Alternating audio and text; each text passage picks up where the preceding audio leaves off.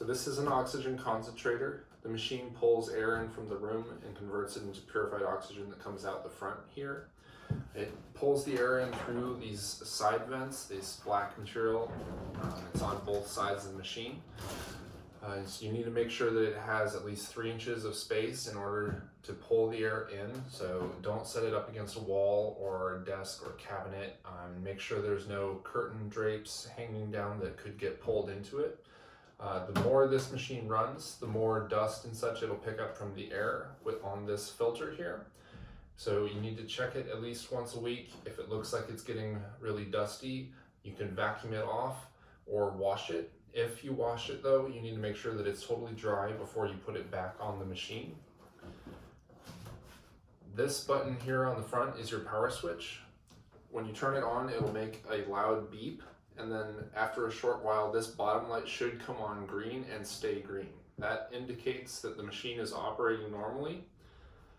The light above it will be yellow. That indicates that there's some sort of obstruction blocking airflow. It could be something blocking the side vents here, or it could be an issue with your tubing. And we'll go over that here in just a moment. The top light is red. That indicates a mechanical issue inside the machine, and you should turn it off right away and contact Bellevue Healthcare. In the meantime, switch to using your backup tanks. Now for the setup, we always provide a humid bottle here. Sometimes patients have trouble with the oxygen drying out their nose, and that can be counteracted by the water provided by the humid bottle here. You want the water level to be somewhere in the middle. There's a minimum and a maximum line, but as long as the water level is in between those, it's good.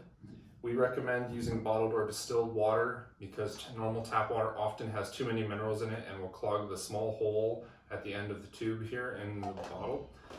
You need to make sure that it is screwed on straight. If it's crooked at all, you'll end up losing air out the side here. And that's going to sit on the front of the machine just like this. Now this is the connector tube that hooks the humid bottle to the machine, and again you need to make sure that this connection is straight and isn't crooked and leaking air. There we go. And then this will just plug on right here on the front.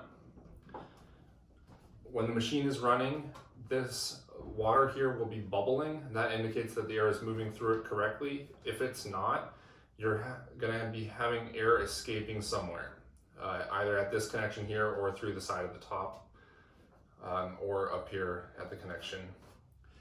Now, the next piece is the extension tubing. This green tube just plugs onto the front of the bottle here. However, if the patient is uncomfortable with the humidity provided by the humid bottle, or if your humid bottle is clogged in some way, you can bypass it by plugging the green tube directly onto the machine here.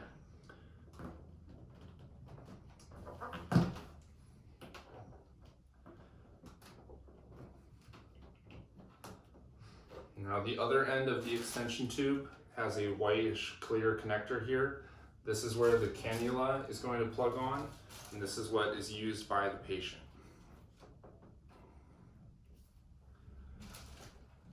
See, the other end of the cannula here has a drawstring piece to adjust the length to fit under the chin, and then the top here is curved. You want these pieces to curve backwards into the nose of the patient, not up into the bridge of the nose. That'll prevent the patient from getting the oxygen that they need. Now, to adjust the oxygen flow, you use this dial here on the front of the machine. Turning it will move the floating ball up and down inside this gauge here. You want the floating ball to be bisected by the line for whatever liter flow you're using.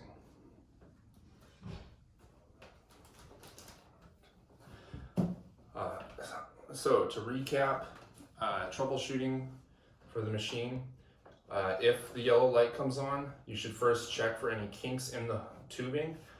So follow the tubing all along, check for any chairs or such getting tangled up in the tubing or pinching it in some way.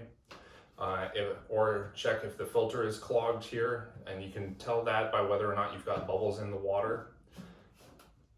And then if the machine is plugged in to a power strip or a extension cord, sometimes that can cause power issues as well, which is why we recommend plugging the machine directly into a wall outlet.